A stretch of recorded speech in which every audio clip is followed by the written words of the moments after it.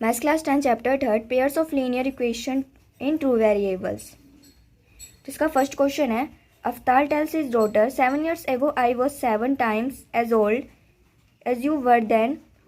Also 3 years from now I shall be 3 times as old as you will be. Represent this situation algebraically and graphically.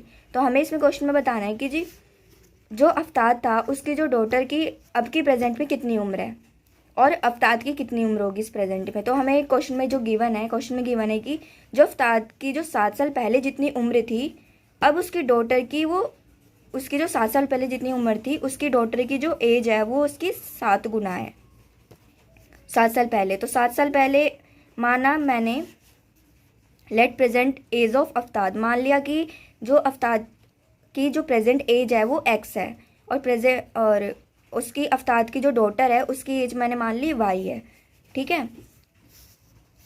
और हमें पता है जो अफ्तार की जो 7 साल पहले एज थी, अब उसकी डॉटर की उतनी एज की कितनी गुना है, 7 गुना है। मतलब उसकी डॉटर की कितनी एज है अब, अफ्तार की 7 साल उम्र की पहले की 7 गुना है। तो यहाँ पे हम क्या लिख देंगे, अफ्तार के 7 साल पहले अफ्तार की उम्र कितनी थी, x-7, और उसके डॉटर की उम्र कितनी है, अफ्तार की 7 साल जो पहले एज थी उसकी 7 गुना। तो हमने 7 टाइम्स ऑफ लिख दिया y-7।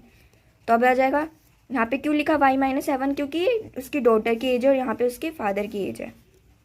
तो उसके फादर की एज कितनी थी 7 साल पहले, x-7, तो उसकी डॉटर की एज कितनी होगी, 7 टाइम्स ऑफ डॉटर की एज में से 7 माइनस। तो अब क्या करेंगे, x-7 इजकल टू 7 को हम y से मल्टीप्लाई कर देंगे तो क्या आ जाएगा 7y, और उसमें 7 को फिर -7 से मल्टीप्लाई करेंगे तो क्या आ जाएगा -49। अब इसको सॉल्व कर देंगे इक्वेशन, तो क्या आ जाएगी x-7y + 42 इक्वल टू 0। तो अब क्या करेंगे, बस इसमें कुछ नहीं करना, हमें दो इसके सॉल्यूशन निकालने हैं।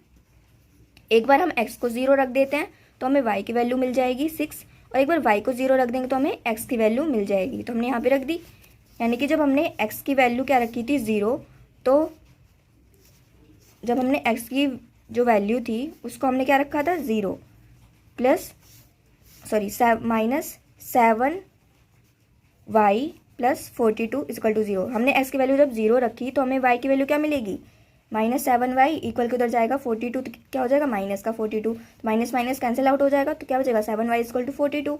तो y की वैल्यू क्या आ गई 6। जब हमने x की वैल्यू 0 रखी तो y की वैल्यू मिली हमें 6। जब हमने y की वैल्यू 0 रखी तो x की वैल्यू क्या मिलेगी -42। तो ऐसे ही हमने निकाल लिया। सेकंड केस क्या है इसका, 3 years लेटर, अब 3 साल बाद उसकी डॉटर की कितनी एज हो जाएगी। तो 3 साल बाद मान ला कि अफ्तार की एज कितनी है x+3, तो 3 साल बाद उसकी डॉटर की कितनी एज हो जाएगी। इसमें क्वेश्चन में गिवन है कि अभी अफ्तार की एज कितनी है x+3, और 3 साल बाद उस अफ्तार जो उसकी डॉटर की एज कितनी होगी, उसकी 3 गुना होगी। डॉटर की एज अफ्तार की उम्र की कितनी किसके इक्वल होगी, 3 गुना। जो मतलब जो 3 साल बाद जो उसकी डॉटर की एज होगी अफ्तार की उम्र की 3 गुना हो जाएगी। तो यहाँ पे आ जाएगा x+3 इक्वल टू 3y + 9। इसको हम मल्टीप्लाई कर देंगे, फिर इक्वेशन को सॉल्व कर देंगे, और एक बार x की वैल्यू को 0 रखेंगे और एक बार y की वैल्यू को 0 रखेंगे। तो x की वैल्यू को जब 0 रखेंगे तो क्या मिलेगी, y की वैल्यू 2, और y की वैल्यू को 0 रखेंगे तो x की वैल्यू क्या मिलेगी 6। तो बस अभी इक्वेशन अभी हम ग्राफ बना देंगे।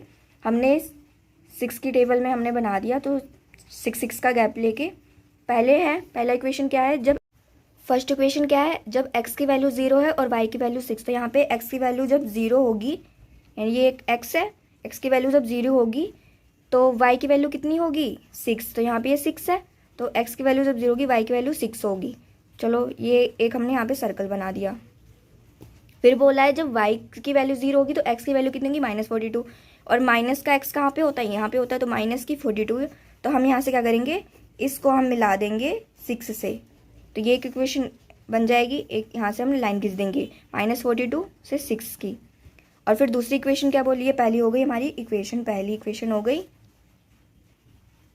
x-7y equal to -42। ये होगी मेरी फर्स्ट इक्वेशन, कहाँ से -42 से 6। दूसरी इक्वेशन क्या होगी, जब x की वैल्यू 0 है और y की वैल्यू कितनी है 2, y की वैल्यू कितनी है 2, ये रही,